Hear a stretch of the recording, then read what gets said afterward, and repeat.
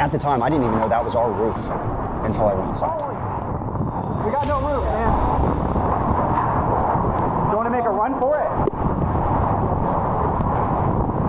Damn. We're stuck, dude. Yeah.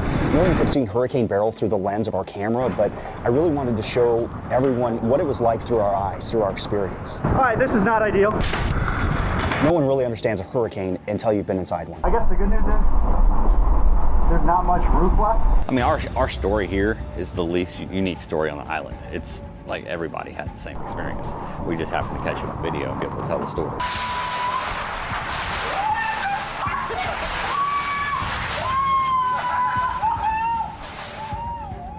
Why were we in Carriacou? We were in Carriacou to try and intercept Hurricane Beryl, obviously, but why Carriacou versus the other islands? Man, it's hardcore forecasting and gut feelings as much as anything. When we booked our flights to Grenada, it wasn't even Beryl, it was Tropical Depression 2. We had made a decision, we wanted to get to the island because we thought something bad was gonna happen. Once we saw that plane take off from the airport in Carriacou, knowing it was the last place out, the pit in my stomach I got told me everything I needed to know. That pit said what? It said that we're in for hell.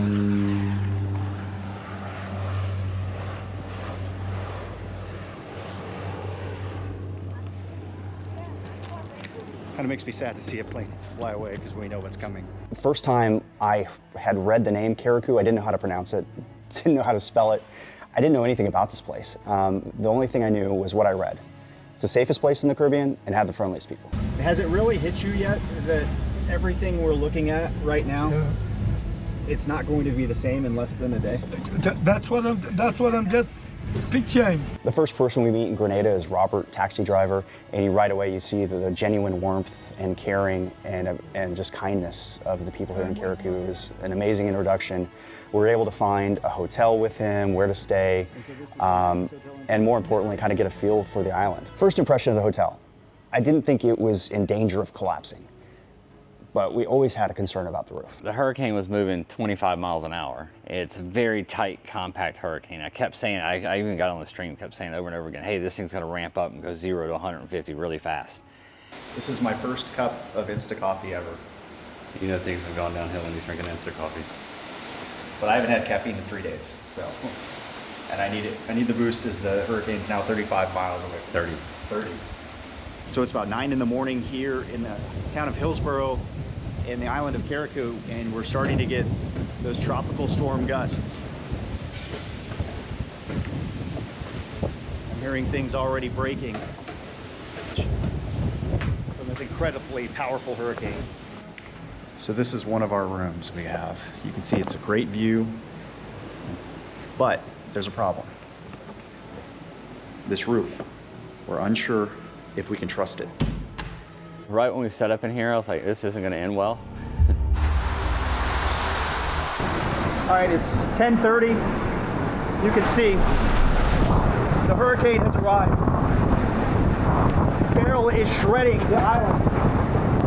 Debris, houses are being peeled apart now. Whoa, there goes the roof.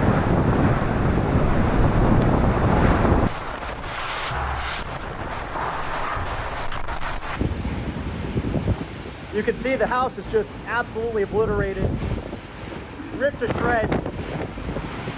Whoa! Just shadows of roof being ripped away.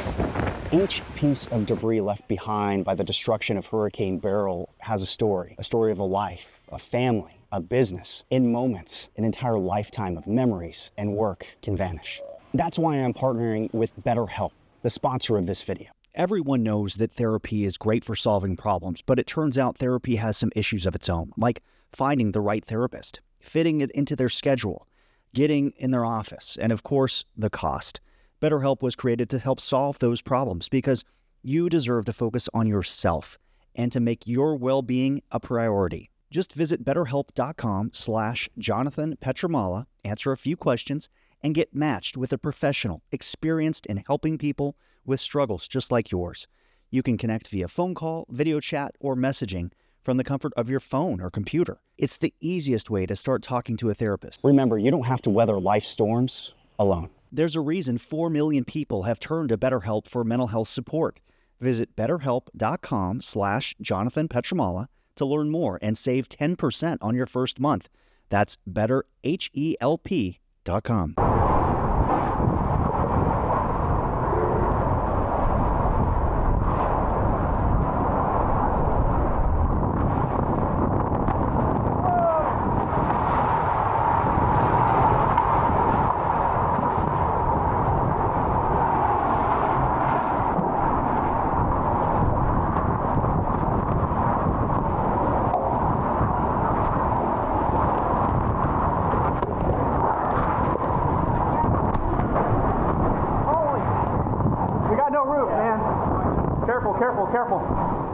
Careful. Holy cow! We're gonna get our shit. What? We're gonna get our shit over here.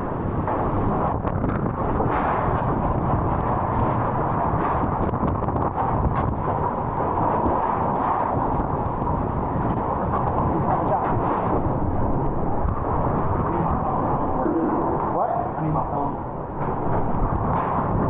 Careful, man.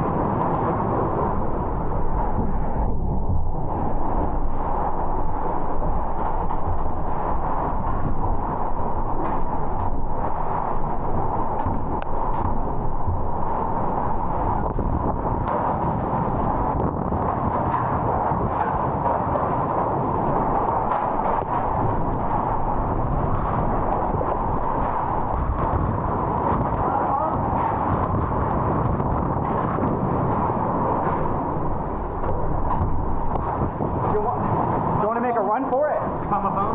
No. Yeah.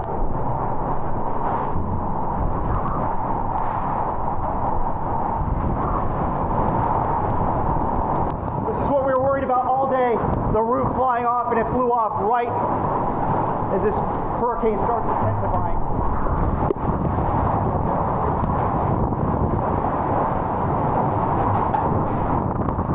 Careful.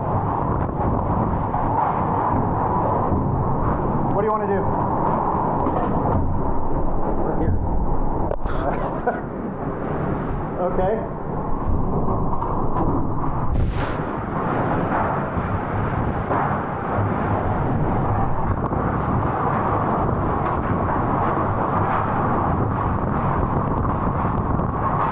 Huh? I know. So what do you want to do? Do you want to go make a run for it?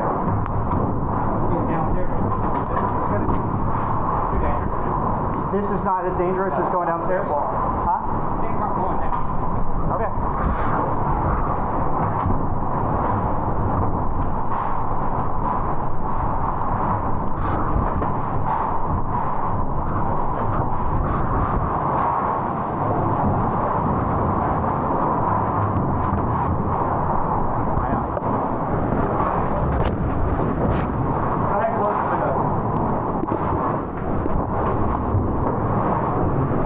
You have my goggles?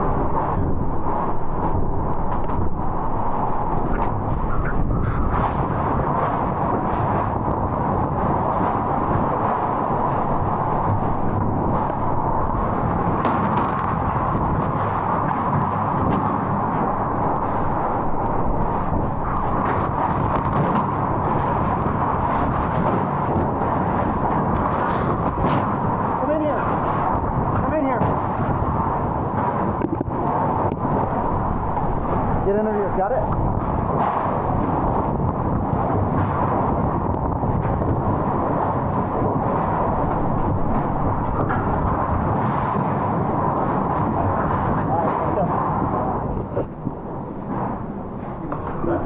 Get my shit right.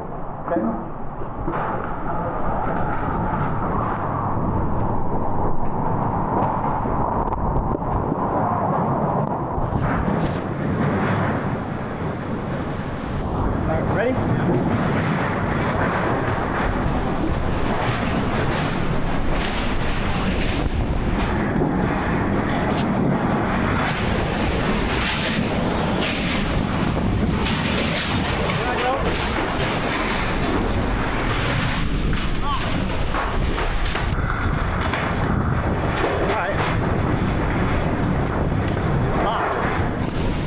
that bolt.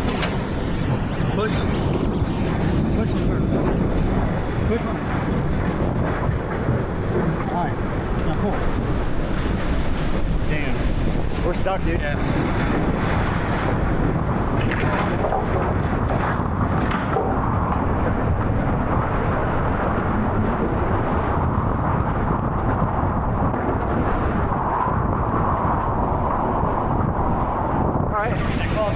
Huh? Go get in the closet. All right.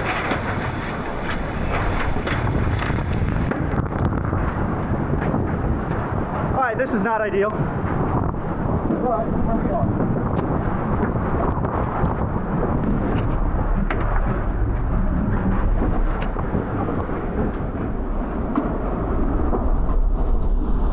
This is gonna break.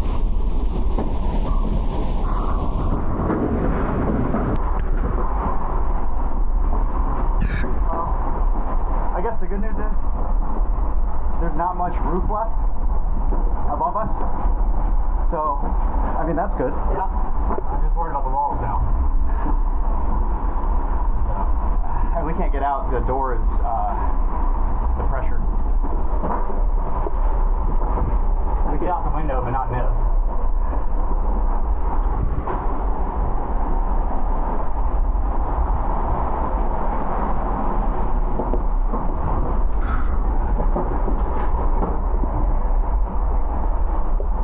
Something we talked about for how long, Brandon? How many days? 2 days since we got here? Yeah. And why are we here? I'm an idiot. But hey.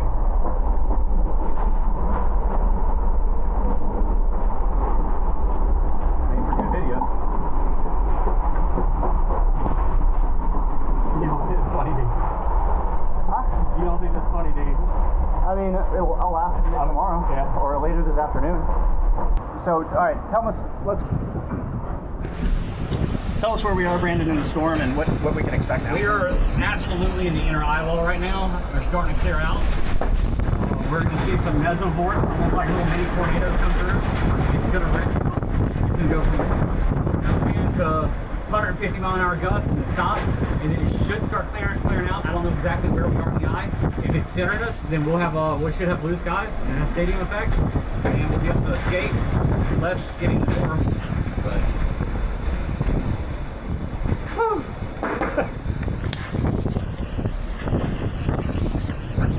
all right.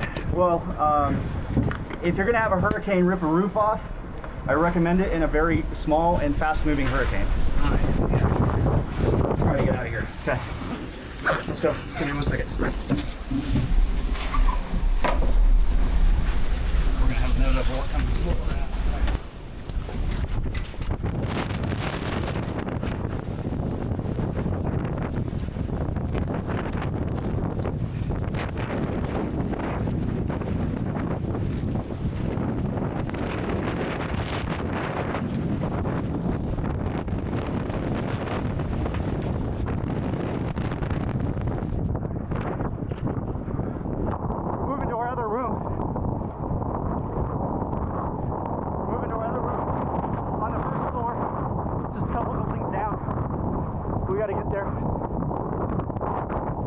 One more.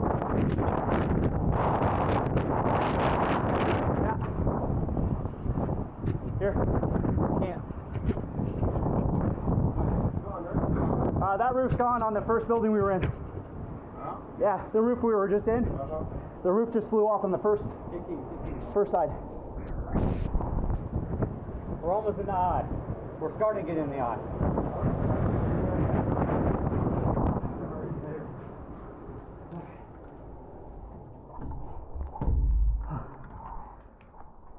Holy cow.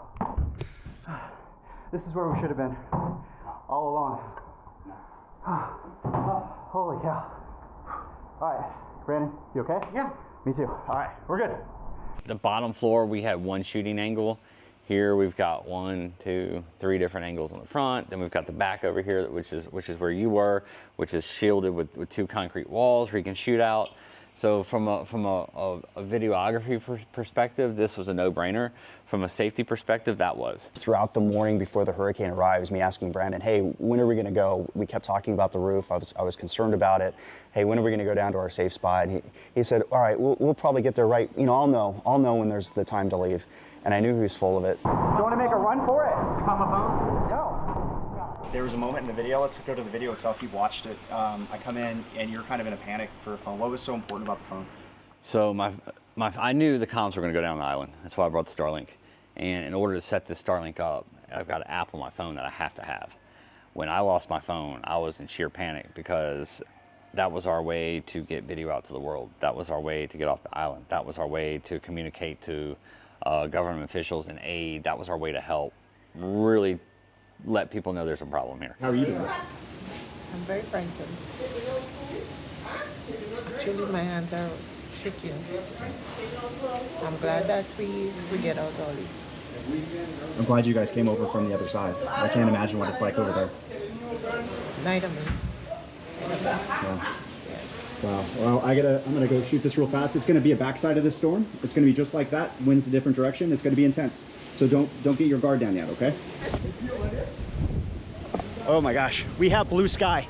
We have blue sky and sunshine in the eye of Hurricane Beryl. There it is. Wow.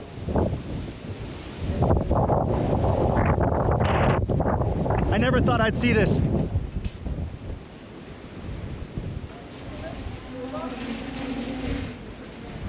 There's the roof. There's where we were, where the roof blew off. In the most intense part of the eye wall, we got trapped with the pressure on the door. Thank God everything kind of blew away and it didn't blow down onto us. We're okay. I'm just gonna get a quick look at some of the damage.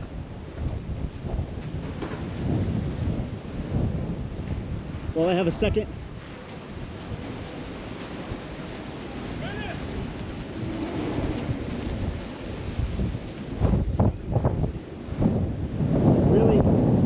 You really can't go too far right now. You can see the backside of this eye wall on the east side of the island. You can see also just from this one street, this one small section, how shredded it is. You have houses, roofs have been ripped away. There's a house behind here which you're not able to see, but it's kind of tilting over on its edge. This is not a hurricane hardened island. These houses were not built to withstand this. These are old houses, old construction methods, and they still have the backside of this eye to go. That moment in the eye of the hurricane was a moment for me to, first of all, take a deep breath. I'm okay, I'm alive. Then you see the blue sky above us in the eye. It was just something I had never experienced before, and it was an incredible moment for me, having been in so many hurricanes, never having that opportunity to see blue skies and be really a part of that calm. But then it really shifted into walking around, documenting what the storm, the first part of the storm had done, talking to people more than anything, and explaining to them, hey guys, this is not over. It was rough, man. Yeah. I think it was also an island. Yeah. Yeah. So what's going on now? We got the backside. This is the eye. I'm talking to my daughter. Yeah, Gaga, we got the backside to come. We have more weather to come. So don't leave your safe spot. No, this is my safe spot right here where you see that roof in the okay. On my gate. Yeah, don't leave too far Yeah. because it's gonna come back through. Yeah, so we got half the storm to go. Oh, we have half a storm. You hear that, Yeah. Gaga? Her roof came off to my daughter. Yeah. So They did not understand it was halftime. They did not understand that all hell was about to break loose again. Yeah, the backside's coming. This storm's not over. Then when the wind changes directions, it picks it all up like a tsunami of debris and just takes it across. And that's what you can see: 2x4s, roofs flying. You hear windows shattering. You can hear our back of our hotel room just getting demolished by debris.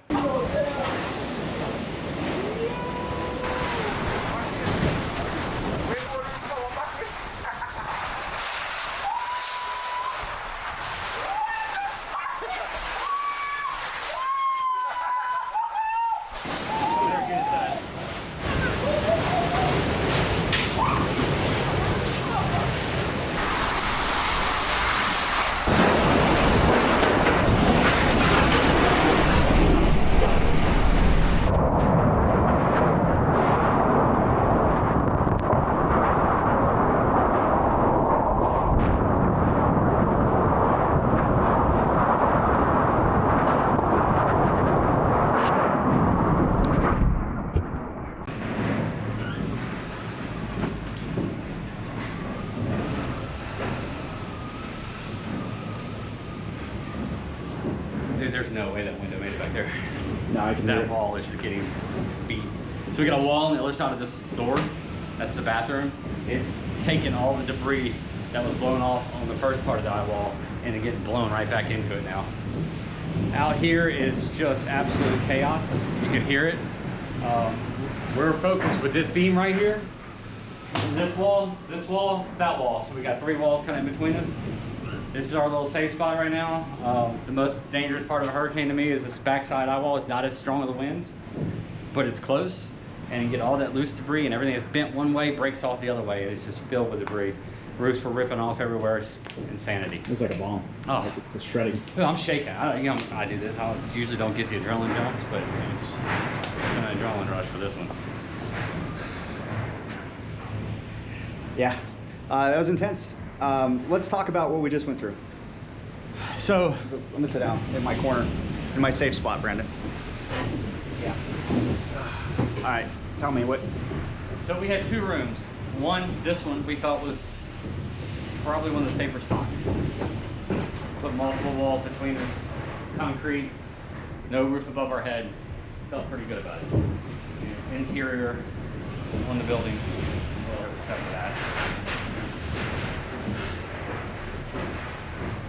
The other room was a corner room upstairs where we figured the roof was going to blow off. We've been talking about it since yesterday when we first got here, that that roof is likely going to blow off. And what was the plan initially? Like for days, this thing's going to come on really intense. It's going to go from 0 to 100 like that fast.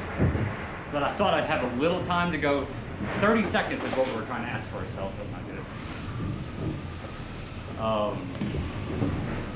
30 seconds is what we were trying to ask for ourselves to get from point A to point B. And it came on so strong, it was too dangerous for us to go outside, too much debris. We had to stick it out. Roof ripped off while we were in there. We had to huddle in the closet, wait for the eye. I knew the eye was really close. I could tell by the way the winds were gusting. It just had that feel. The eye comes out, we dash over here to this room, get all of our stuff over here, instantly start working in the eye, put the drone up. Jonathan was out talking to people, shooting damage. Here we are back on this side of the eye wall with just the whole world blowing up around us. When I was out talking to people, I don't think a lot of the people I were talking to, they didn't really realize that the storm, first of all, had half to go. They thought it was over. A lot of people thought it was done. Some people thought, oh yeah, there's a little bit left. I go, no, it's like halfway. Yeah, I was warning everybody. I'm like, look, this is the most dangerous spot.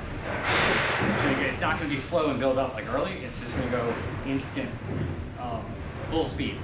So I was out on the back patio overlooking the east side of the island when the eye wall really just started crushing this part of the island. And you could just, I mean, when you could see the mountainside to then a block away, to then you couldn't even see the house that's 20 yards away, you knew it was serious. And all of a sudden, I feel this wind, and I look up, and I just see debris flying over the top of me, roof debris and stuff. And it didn't click at that moment that was our roof. I was outside, I had no idea until I finally opened the door, and Brandon's like, our roof's gone. And it took me a second, even at that point, I was kind of in shock. I was like, yeah, it is gone. And unfortunately, not all the roof was gone at that point. And so we were kind of in the bathroom, but the bathroom was, the roof is about to be ripped off. There wasn't a roof that we could have huddled under in the bathroom other than the door frame of the bathroom door. And that's kind of where we huddled for a second. Then we tried to escape while it was starting to kind of wind down, but the air pressure difference was so great, we couldn't open the front door to get out and escape that situation. And as we're at the front door, then the rest of the roof gets ripped away and collapses. Like there's a big chunk that fell on the bed. I mean, we were really blessed that it didn't hit us. Like, it hit you. Well, yeah, barely. The big part didn't hit me. Yeah. It started coming apart on top of it. Yeah, I mean, it just flew apart. And that's when we got into the closet, and we just huddled in the closet for... It wasn't long, 5-10 minutes. I knew we were close, so... Let me put it this way. If there's ever a hurricane to be in a bad situation where the roof ripped off and you're huddling in the closet for shelter, this was the hurricane to do it. So it only lasted like 10 minutes, and then we were able to get out in the eye and get back here to at least some sort of semblance of safety. This is not over. We're safe, but we're not. It was an intense moment for sure. But you know what? We kept our head. We did the best we could do in the situation. Yeah, we controlled it. Adrenaline. We didn't panic. No. I was never like too scared. It's still adrenaline though. I think I said, this is not ideal. Yeah, this is not ideal. So, the beds, are the only thing dry in my room, but I'm still thankful I'm here because it kept us safe. The manager, Eric, just said, "Does you need to get me a snorkel or some dive gear?" These people are awesome. I'll give you a little tour. Show you where the water's coming from. Bathroom. The roof was ripped off the building here, and so we have a lot of water from the rain leaking in, and probably some pipes that are burst. Ironically, the shower is the driest part of the room. There they come. It's just pouring down rain. I'm like, yo, come on, get down in our room. They're like, you sure? There's 4 of us. I'm like, yeah, it's fine, come on. Absolutely. And they're like, you have a roof? I'm like, yeah, we have a roof. It's wet. We've got 3 inches of water on the floor. It's not going to be comfortable, but it's a roof. I never want to see a hurricane ever again in my life. I'm surprised you stayed. We didn't have any choice. We really didn't. Was it just it happened too fast? It happened too fast. Oh my gosh. Because they didn't really think it was going to come here, and then it wasn't really even going to be a hurricane, and it was probably Well, when it came from this side, we went in the back room, and it was flying. And then we're sitting around, and I had a coffee, and it was cool, you know. But then when it turned it right around and come from the back room... Did you have coffee? Yeah. Well, I was out there waiting. Oh, I've had about 6 today. When Brandon spotted the Canadians and the Australians and they brought him into our room, and we were just able to kind of have a little therapy session in a way, just kind of share that experience that we just went through and kind of laugh about it, that celebrate that moment of life, that, hey, we're okay, we survived this.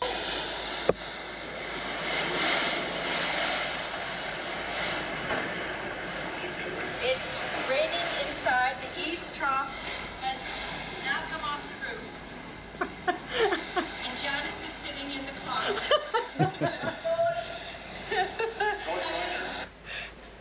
Did you think you were going to end up in the closet when you shot that? No. No, she was sitting down by the front door.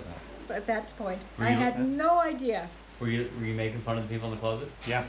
Because she said she was a naughty girl, and I said, I'm going to come and join you, naughty girl. See, you don't say those things.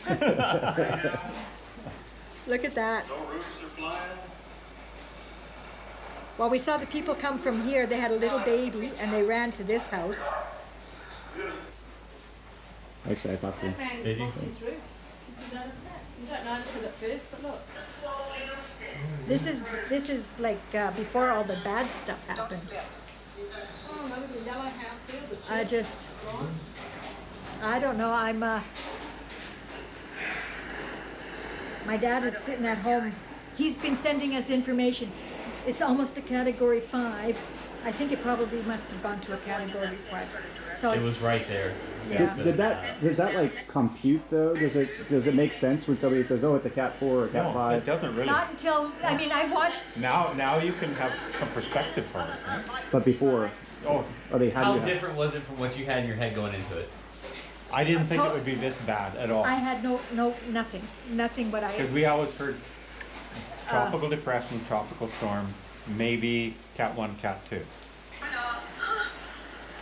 Yeah, It feels like the roof is coming off. It did. Something blew off. I don't know if that was where the roof came off, but this is where the kitchen window came out.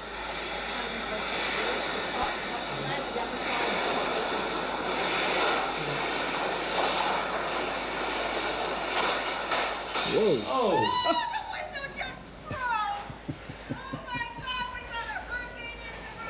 Is that you? What did you say? Oh my God, we got the hurricane in the room now. I know, I was walking up and you came back going, ah! You want to see it? That's when it blew. That's when it blew. It was like, I just happened, because I went in there and it was like, and then I looking at the food and I thought, should I grab it? And I said no. And then I went back and I stuck the camera around there because like this, because I didn't want to stick my head because it was glass shattering everywhere. Let's see it again. You're a bit adventurous. No. I can tell. I can't even believe that we're in this thing. How do I play this again? I can't get it. I don't know. There you go. Play. There we go. Watch. The way you were so casual. Yeah, so that's how beautiful it looked. Yeah, see, I was thinking, should I grab some? No.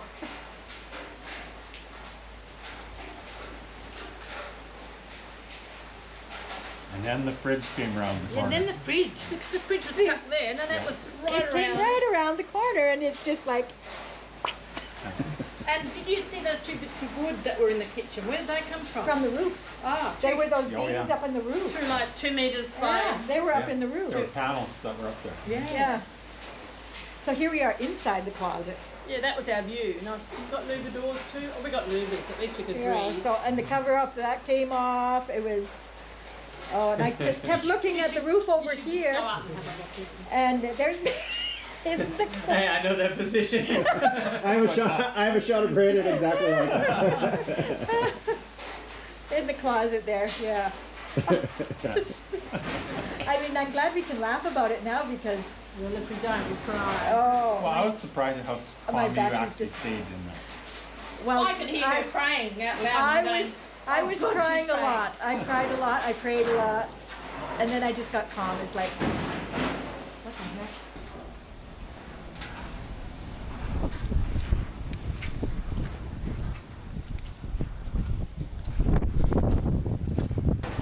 Well, how was it for you? Oh my, trust me, you don't want to experience that.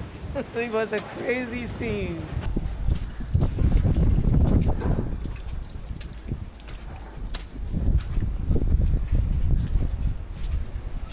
So this is where we rode out Hurricane Beryl. I mean, a little bit over there. We tried to get out here. We ended up in there, in the closet. Well, what are you seeing, man? Huh? What are you seeing? Well, everything that was finished. If you look at that hill, the houses is just like Ivan. Worse than Ivan. Carriacou is practically finished for a while. So to give you an idea, we're it for comms right now. There is no communication with the outside world other than right here with our Starlink Mini that we brought. And so we have people from the entire area coming in using internet to contact outside. We're charging, look at that rat's nest, from a truck that's connected with a power cord. It's a very haphazard situation as I edit my next video for YouTube, but we're doing the best we can do. I feel like comms is more important than water or food or anything else. If I have comms, I can get anything I need. And you can plan a response with comms. And when I say comms, it's any type of communication. And what emergency officials and disaster emergency managers always envision is that cell phones may go down, but we always have our radios. Well, the radio towers don't last either. Damage is, I'm not going to say 100%, but it's near 100%. So Brandon's on the phone with the Prime Minister's office with Grenada because they don't have comms, they don't know what's going on here. We're the only source of information right now for the entire country. How you feeling?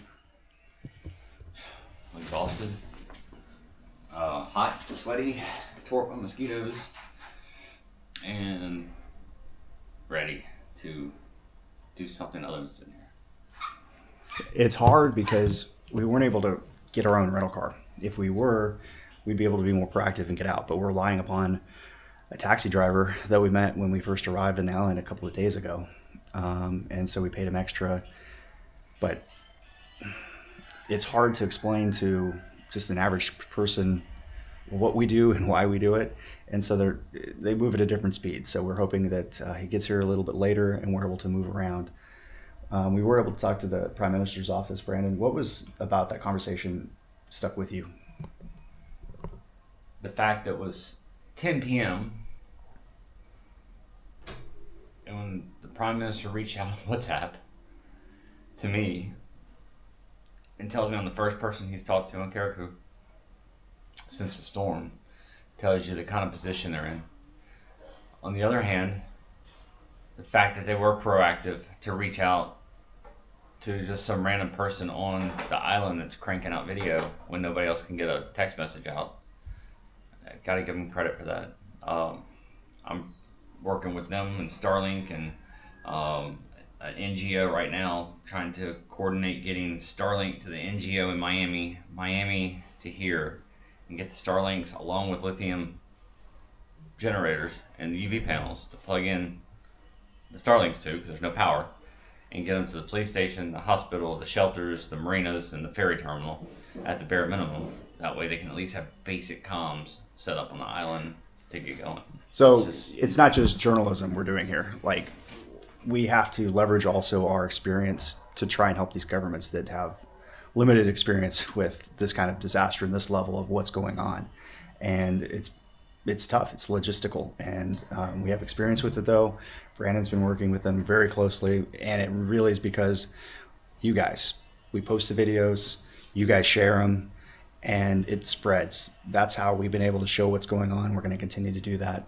We're the only 2 journalists here on the island that experienced the storm head on with the people here in Carriacou, and we're going to try and help out as much as possible. I had over 1,000 emails in the first 2 hours after that video dropped. It was overwhelming. I felt helpless. I felt undermanned, underpowered, under-resourced. You're the voice for a whole country, and we're just 2 of us here. Tell me, what's it like being able to actually be in touch with people? Very good, man. Yeah, very good, yeah.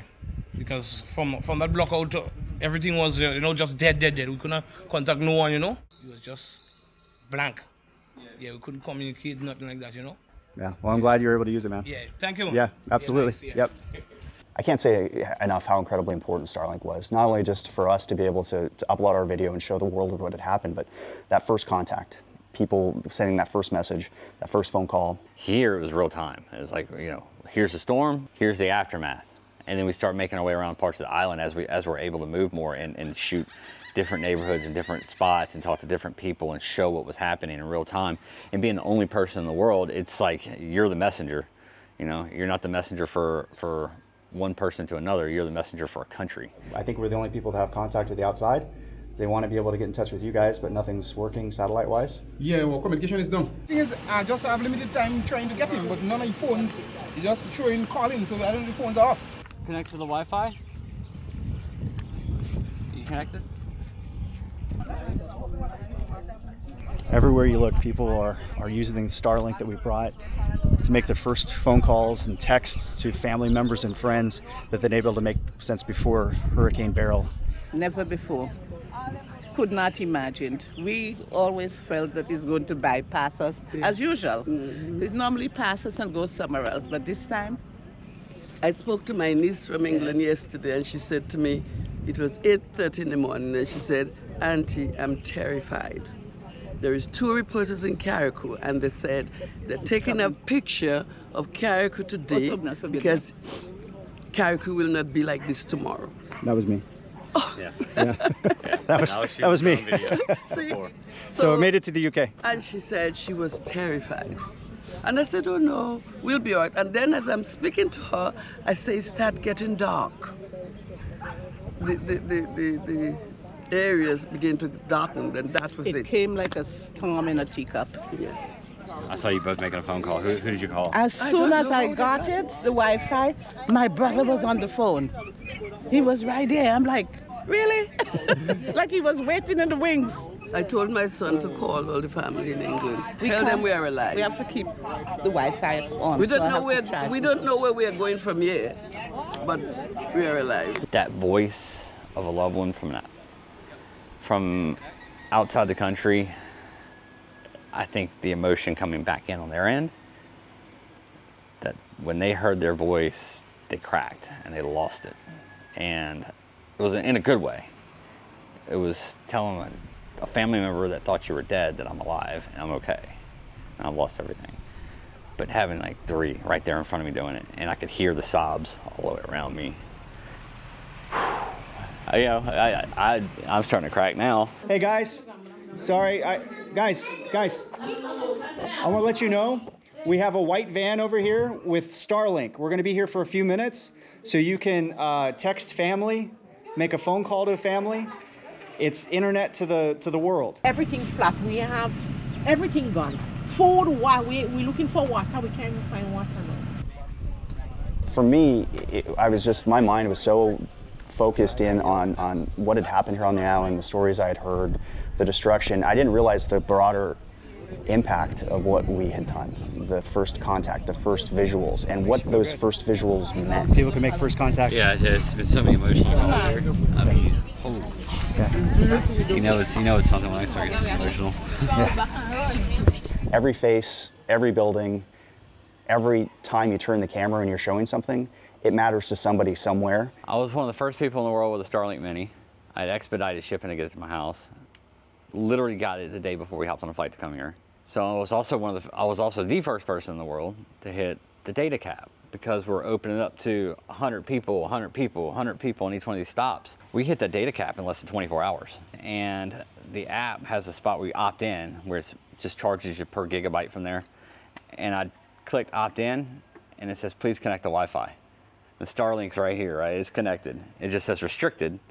And there was a bug in the app. We're the first person to discover the bug, but it came in a situation where we're on literally on a deserted island as far as comms go. It's appropriate right at sunset. We're making it off Carriacou, but it's not going to be left behind. We're going to continue to put out stories. We're going to continue to show you what's happened here and share the people's stories themselves. So, yes, sir. But it couldn't have happened at a better time, because we had an option to get on a flight and leave. And at that point, we're just in the way. We're not able to really help with no comms. Well, sunset the day after Hurricane Beryl. We're on a plane back to Grenada. What do you think? I don't know, man.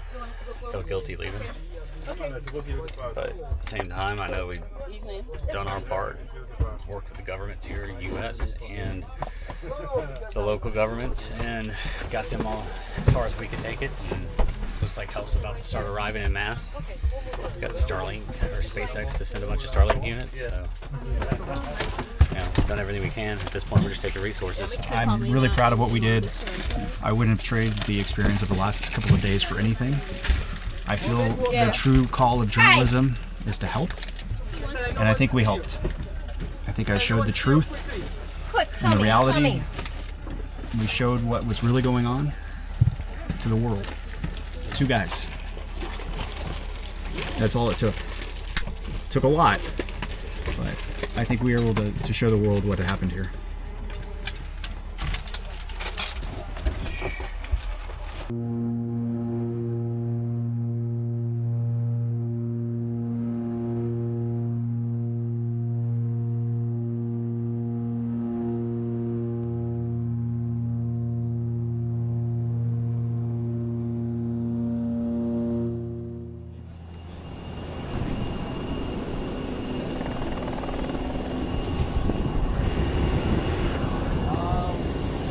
That's mine, yes, thank you. Appreciate it, man. Nice video, man. Hey, thank you very much. That's very kind of you. Which one did you see? Both. Both of them? Yeah. All right, well, I have another one getting ready to pop out tonight. All right, please check it out. I follow you on TikTok, so. Hey, man, appreciate it. It's good to meet you.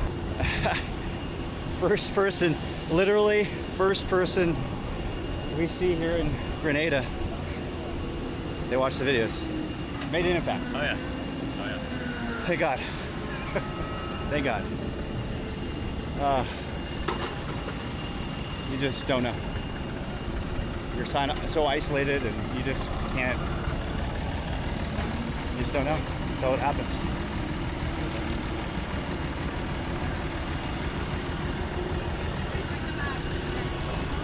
Hi. I know. Good to be here. Yeah, we've been watching you guys on YouTube. Oh, you have? Thank you very much. We've been trying our best to solve fields. Yeah. I don't have a passport. It's in my bag. You don't need it because you just came. From Grenada. Yes. Yeah.